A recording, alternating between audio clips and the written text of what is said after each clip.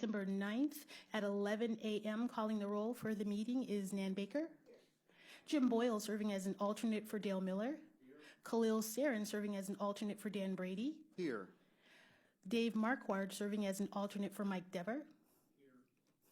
Mike Chambers serving as an alternate for Armin Budish. Here. And Lisa Rocco serving as an alternate for the fiscal officer. Here. And Lenora Lockett. We have a quorum.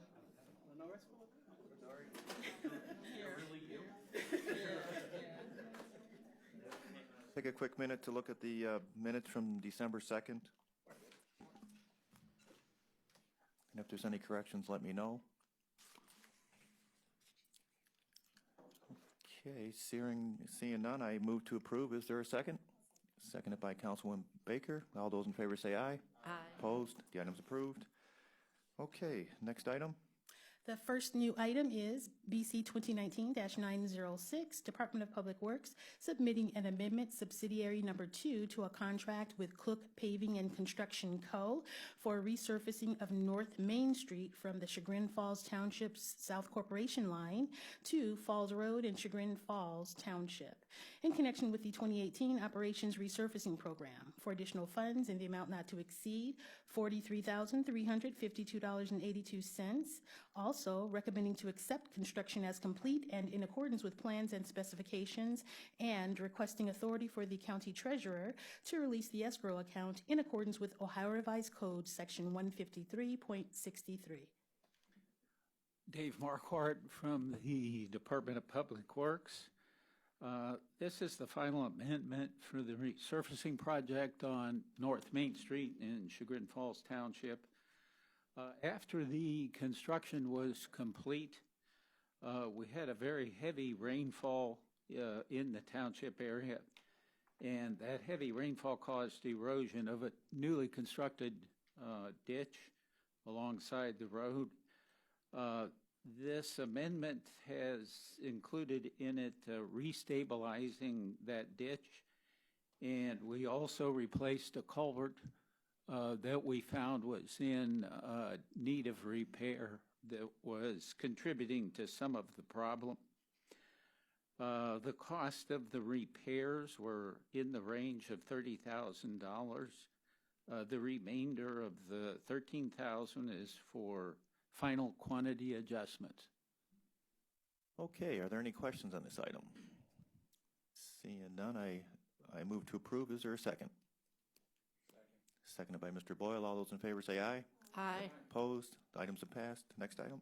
Next item, BC 2019-907, Department of Development, submitting an amendment to an agreement with Cleveland State University for economic research and advice services in connection with the 5-year economic development plan, and it's for the period February 25th, 2019 through December 31st, 2019, to extend the time period to June 30th, 2020, and for additional funds in the amount not to exceed $65,000. And we are also amending the funding source.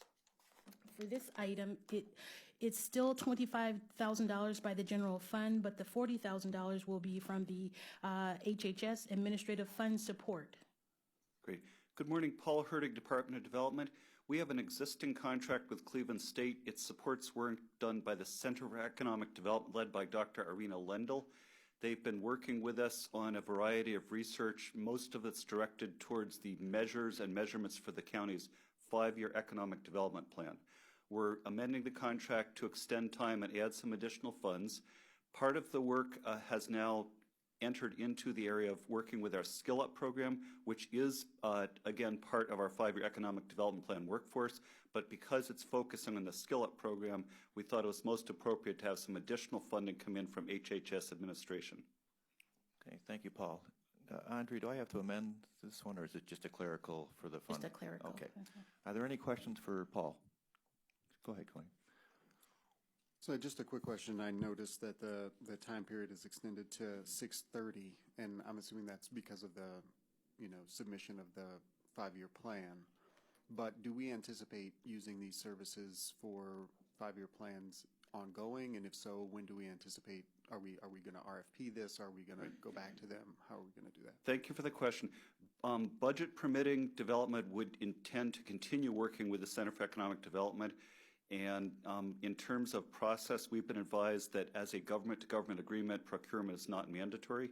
We, to date, have been satisfied with the value received, but certainly would reserve the right to do a different way if we thought we were not getting good value. Okay, are there any further questions? Go ahead, Ms. Baker. Trying to formalize here. So this is as was asked, this is a 6 more months.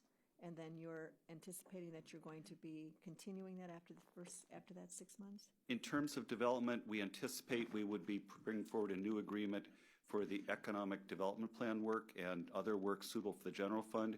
And I do wish to let the board know, and David Feinerman is here if additional details needed, that using HHS funds, there's definitely contemplation of a separate agreement that will continue to focus on the Skill Up program, but that will be HHS funded.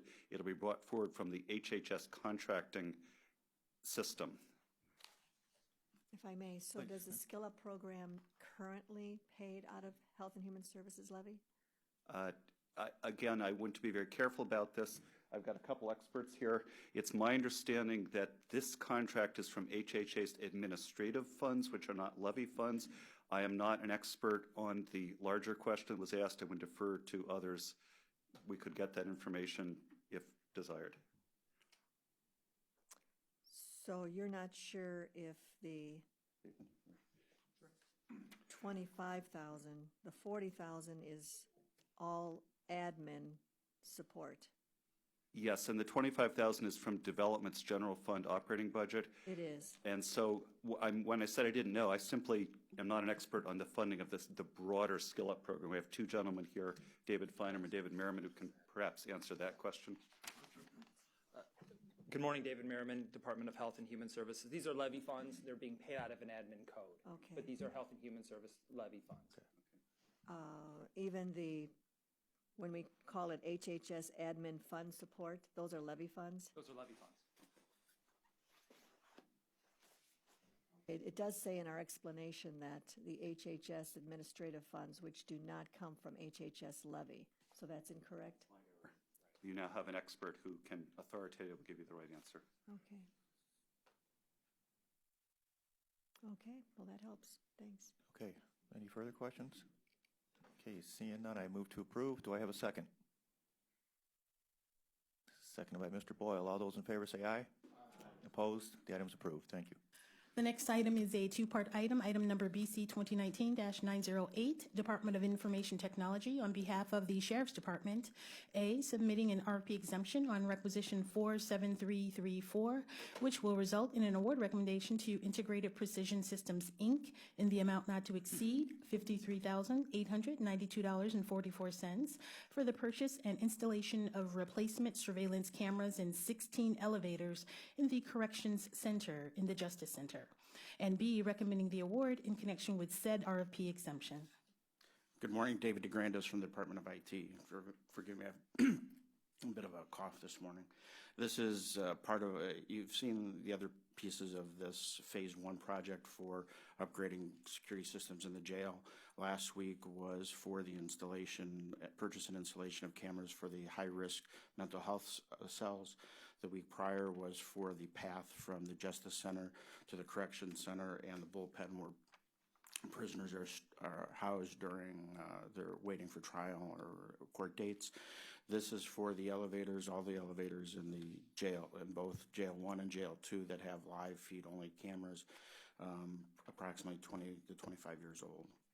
This will replace those cameras into recording cameras. The last piece of this puzzle for responding to a number of the issues raised in both the American Corrections Association report, the Marshals report, and the Ohio Department of Rehab and Corrections will be for the video servers that'll back up these cameras that we've purchased over the last couple weeks. Okay, are there any questions? Mr. Boyle. Are we adding, so what's the total number of cameras now when we're all said and done with this that we're putting in? For this one purchase is 16. I think we have 20. I'd have to go back and look, but we have 20 some that were approved last week for the mental health cells, and But this is what we're calling phase one. Phase two of this overall project in response to these reports that over the last year, the warden and I have been doing an overall jail assessment. So the first focus of the cameras that we've put in over the years have been to put into pods and housing units.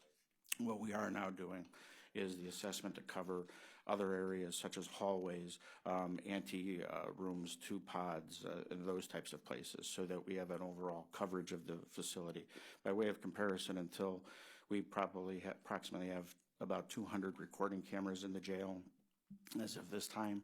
At the Juvenile Justice Center, when that was installed, between the court tower and the detention center, they have 576 cameras, if I'm not mistaken. Yeah, all right, so what I'm trying to figure out is, how many cameras did we have, like, say, 2 years ago? Let's just start with that. I mean, are we adding pure numbers? We are adding pure numbers.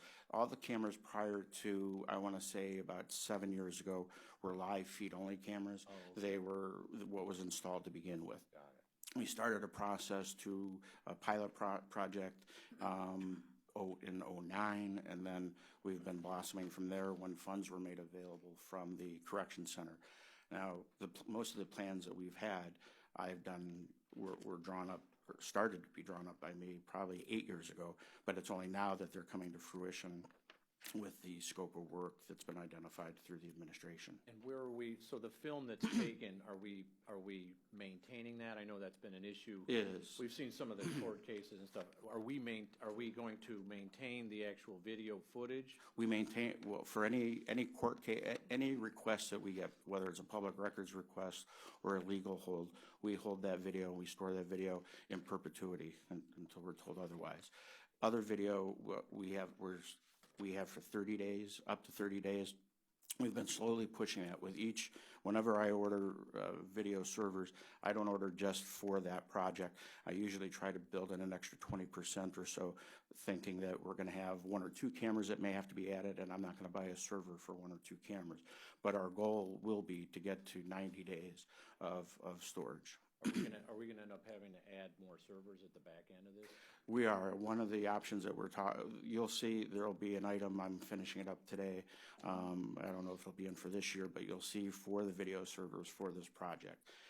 Prior to the cameras being installed, I'm working with Public Works. They are working on pulling the cable that needs to be done. So there's a lot of front-end work before the cameras and stuff the cameras and the equipment is installed that we're working on with Public Works.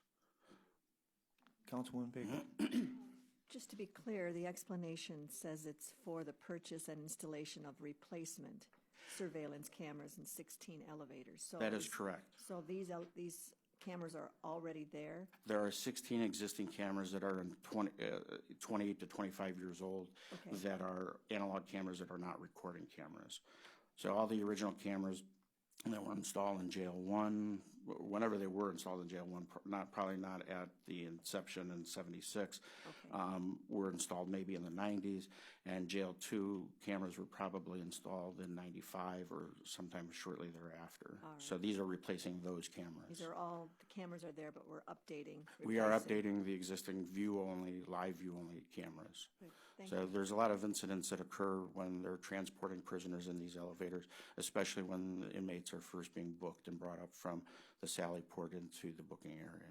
I don't disagree, I just wanted clarity. Yes, correct. Okay, sure, Khalil. Remind me what the exemption is for again? We have existing camera systems in the jail, and actually throughout the county, that have been provided and maintained by Integrated Precision System, a company based out of Twinsburg, Ohio. I can buy these chairs from 18 different vendors and put them in a room, and they will all work. I buy 18 cameras from vendors and try to make them work within a system, and that's not going to work. If I perhaps had a staff of 5, including engineers and such, that would make a huge difference, but that's not going to happen. I don't think that's cost effective. By staying with a single vendor, we avoid a balkanization of our process and our management of the system as well. Okay, any further questions? Seeing none, I move to approve. Do I have a second? Seconded by Councilwoman Baker. All those in favor say aye. Aye. Opposed? Okay, the item's approved. Next item. Next item, BC 2019-909, Department of Human Resources, submitting an amendment to a contract for the wellness program for county employees for the period April 1st, 2017 through December 31st, 2019, to extend the time period to December 31st, 2020, to assign the interest from Simply Well, Inc. to Virgin Pulse, Inc., effective December 9th, 2019, and for additional funds in the amount not to exceed $186,057. Good morning, Pat Smock on behalf of the Department of Human Resources. I'm standing in for my colleague Holly Woods this morning. This is a contract that began 3 years ago based on an RFP. It was awarded to the company Viveri. Subsequently, Viveri was bought out by Simply Well, and Simply Well administered the second year of the contract, and now Simply Well's been acquired by Virgin Pulse. We anticipate this should stabilize now, as Virgin Pulse has been acquiring quite a few wellness companies recently. There's been a change in ownership over the years. It hasn't impacted the service level, what the employees see. We have over a 30% participation and program completion rate. Based on research and trends, that's on target based on the number of years the program's been active. Employees have been making lifestyle changes and their health's improving, and we can see that through the composite data that's provided by the system.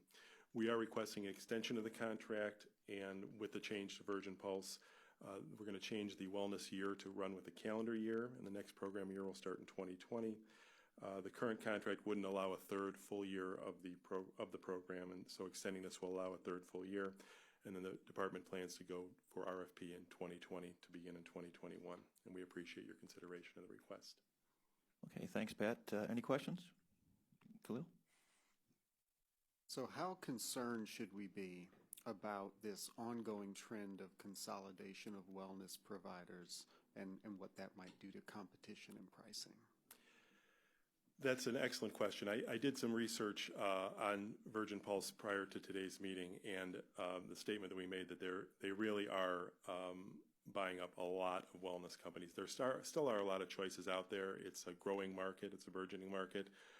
The interesting part about this particular contract is actually for Cuyahoga County for this year, our pricing is actually going down compared to the previous years under Viveri and Simply Well.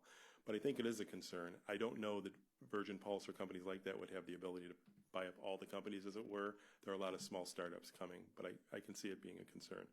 When we did the original RFP, we had a lot of interest, and many of those companies that were of interest or were interested in the RFP have been purchased by Virgin Pulse. So it's happening.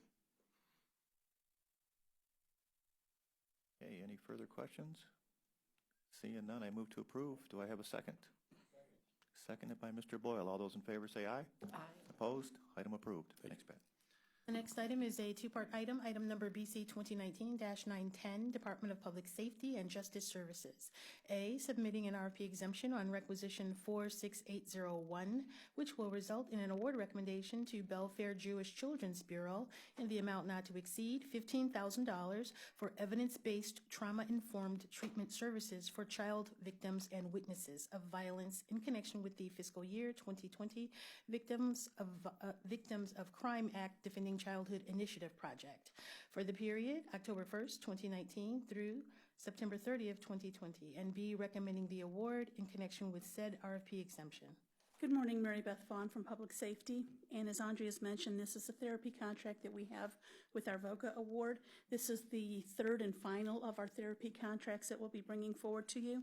And the exemption is being requested on the fact that this was a named partner in our VOCA application, and the state has given their approval of this award, subrecipient award to Belfair. The reason that this is late is, as I've mentioned previously, we did not receive our VOCA award until the middle of October, at which time we then had to make adjustments in the contract amounts and then get the amendments out to the vendors and back. And we need it to coincide. We need this amendment to be effective October 1st to coincide with the grant period. Okay, thank you. Any questions for Mary Beth? Well, seeing none, I move to approve. Do I have a second? Seconded by Councilwoman Baker. All those in favor say aye. Opposed? Item approved. Next item. Next item is a two-part item, item number BC 2019-911, Department of Health and Human Services. A, submitting an RFP exemption on requisition 47146, which will result in an award recommendation to the Center for Community Solutions in the amount not to exceed $300,000 for fiscal agent services for the AIDS Funding Collaborative, and it's for the period January 1st, 2020 through December 31st, 2021. And B, recommending the award in connection with said RFP exemption. Good morning, David Merriman, Cuyahoga County Department of Health and Human Services. I'm here presenting the RFP exemption and the recommendation to award the contract to the Center for Community Solutions. CCS, if you will, has been the fiscal agent for the AIDS Funding Collaborative for a number of years, I think since 2012 or 2010 maybe. So for those that don't know what the AIDS Funding Collaborative is, this is an offshoot of a community initiative to organize AIDS funding, planning, and action in the greater Cleveland area. This began back in 1988 as the AIDS epidemic spread throughout the United States and here in Cleveland.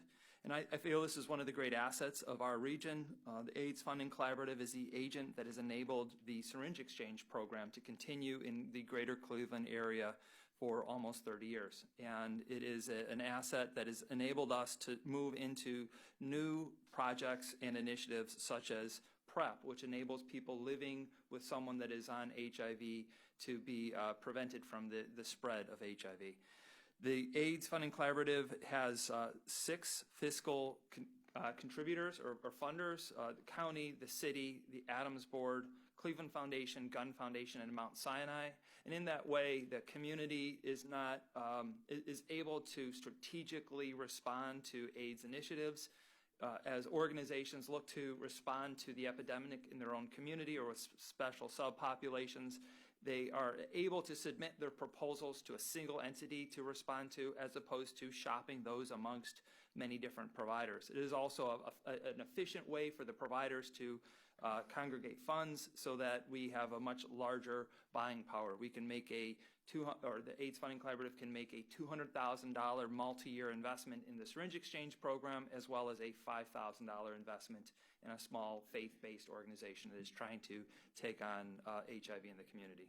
So I'd be happy to answer any questions on this program. I should also recognize that I am the former chair of the AIDS Funding Collaborative in a prior administration. So, Okay, thank you, David. Any questions? Councilwoman Baker. So our $300,000 contribution is half of what the total budget is? So to the Councilwoman, our $300,000 is for 2 years. If I remember correctly, their overall budget is $600,000 a year. So our $150 is a quarter of their entire budget. Quarter. I didn't read it that way. Thank you. Okay, Mr. Boyle? You know what the breakdown, just offhand, if you don't, that's fine. I'm just curious. What are the breakdowns of the other partners in this in terms of, so on an annual, we're putting in $150. Do you know what the other, there's 5 total, I think you said?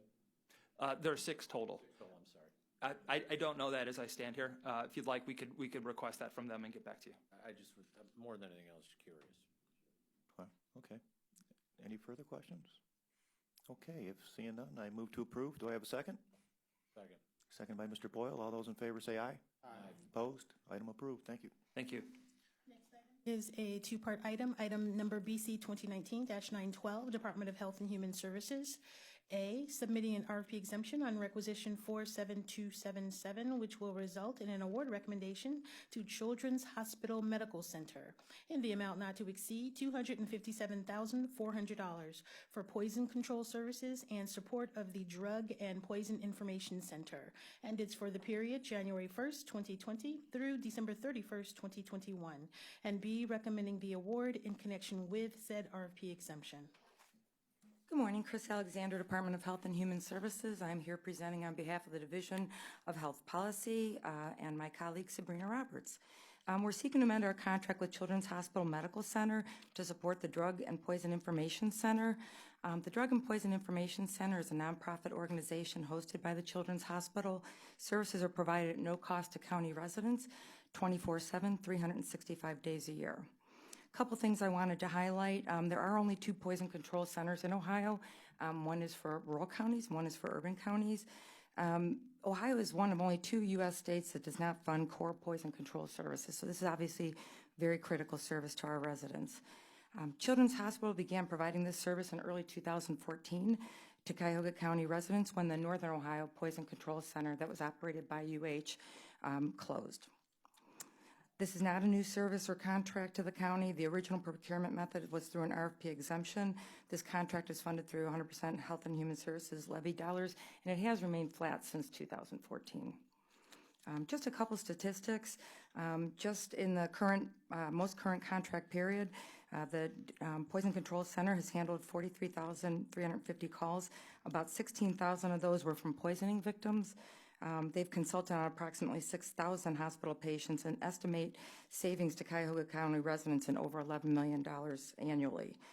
This is through unnecessary health spending otherwise. Okay, thank you. Any questions? I just want to thank you for a thorough explanation that really covered all bases without us even asking a prior question, so thank you. Khalil, go ahead. I'm just wondering, the basis for the exemption, and then maybe, do we have any anticipation at any point in throwing this out for requests for proposals? Well, there is no other poison control center currently that works with urban counties in Ohio. I'm sorry, there are only two, one for the rural counties, one for the urban county. Councilman Baker. So given that, should this be a sole source? It could be. We can explore that. Okay. Any further questions?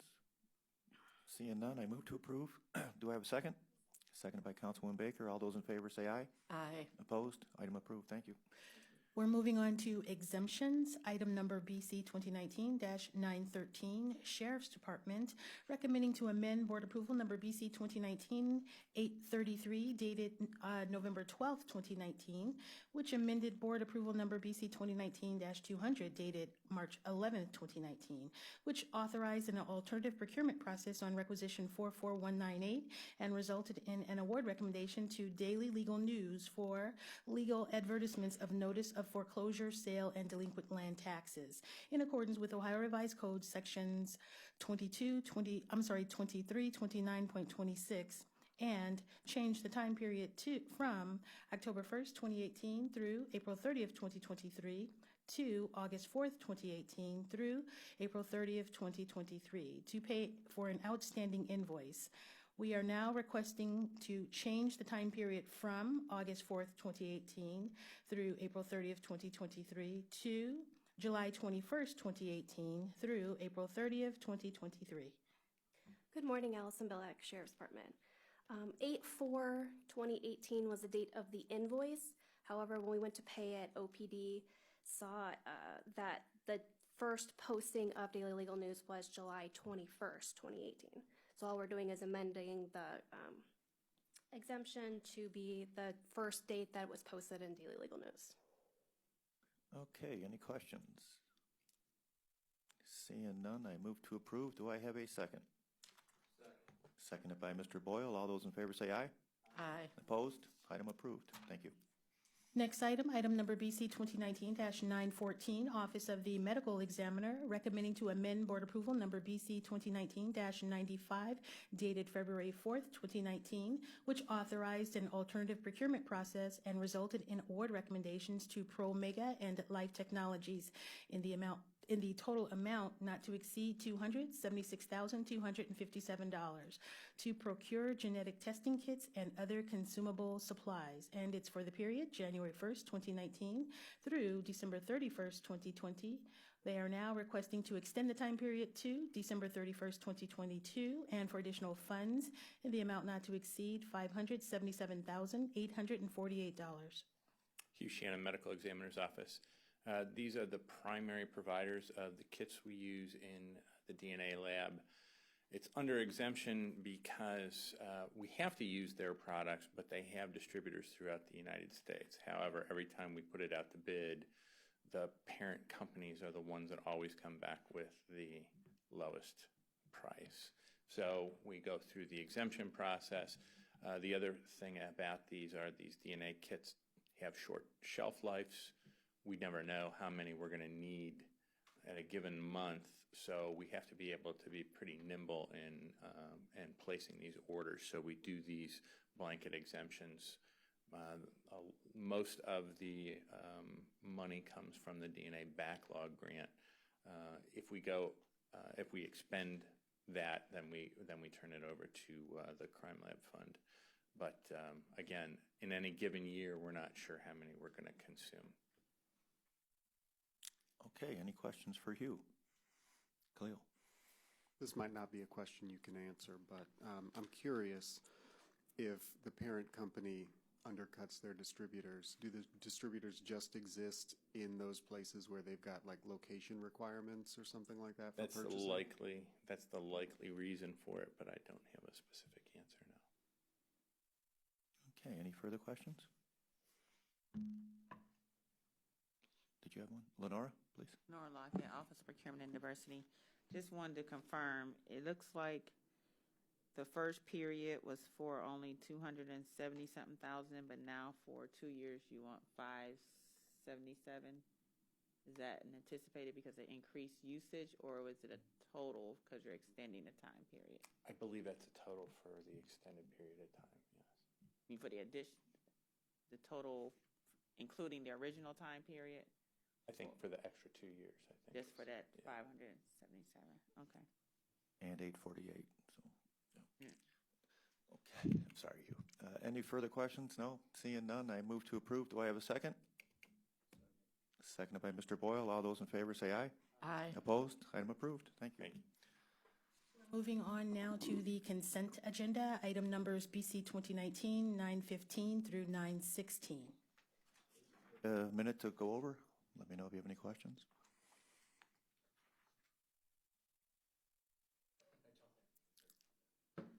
I know there was one advanced question. I don't know if that was answered sufficiently. Terse, but yes, sufficient. But I do have, if I may ask a question? You sure may. It's more to the law than to anyone else. The legal news doesn't, I know we have posting requirements. I mean, is that still a general, I don't even know what the parameters are, but I know that they've updated some of the rules as it relates to legal obligations for posting and things like that. And the courts are always at the back end of technological advances, but obviously posting in the daily legal news doesn't, at least in my opinion, or the Plain Dealer for that matter, get as much actual notice to the people. Is that something, that the Supreme Court, maybe just look at it, because we spend a lot of money on these things, and I don't know that it's getting a lot of actual notice to the people that are impacted. Mm-hmm. Yeah, I can take a further look into that. I don't know off the top of my head of any changes recently. Part of the ORC that says we have to do that, which maybe that's a state issue. Jonathan, would you like to state who you are? Oh, excuse me, Andrea. Jonathan McGorry from the County Law Department. Yeah, the last time I looked at this particular section, which it's been some time, so I'll see if there are updates, but I do generally agree that there's got to be better ways of getting notice out. Councilwoman Baker. I think from memory, I think the state allowed, because this has to be repeated a couple of times. Right. So I think the first time it gives a full description, and then the 2 times after that, it's just briefly stated in order to save dollars on. And then I think there's also an online option that takes the place of the full description. From memory, you could take a look at it. Yeah, and that's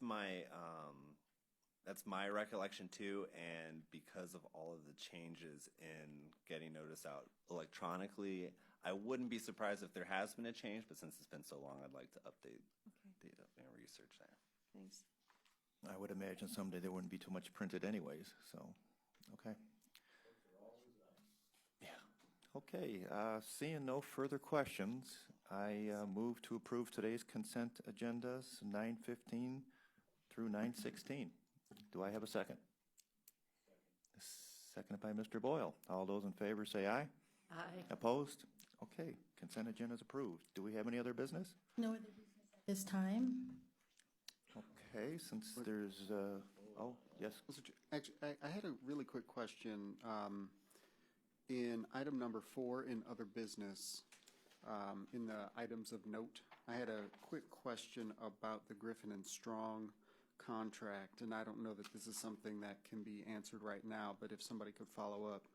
I'm curious about the reason for the extension, for one, but second, I am interested in what the extension does potentially to the timeline. I know that it's a 5-year sort of applicability to the results of the disparity study, and so we have to do it every 5 years or so. Does this mean that we will be extending the time period that we will have to do it again, or does the time period start from when we contracted with them?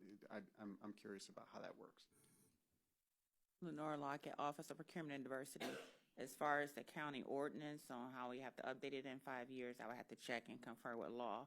As far as Griffin and Strong, they had a schedule that detailed when they thought certain phases would be done, and because of the additional effort needed to get the data needed to make the analysis, we decided with consulting with them to extend the time period. We're still looking at completing it early part of next year. Okay. Any other business? I just wanted to make a comment. Please. Monday, December 16th will be the last Board of Control meeting of the year. The meeting of December 23rd and December 30th will be canceled, and the next scheduled meeting will take place on January 6th, 2020. Okay. Well, if that's it, then I move to adjourn. Do I have a second? Seconded by Councilman Baker. All those in favor say aye. Aye. Opposed? Okay, we're done. Thank you.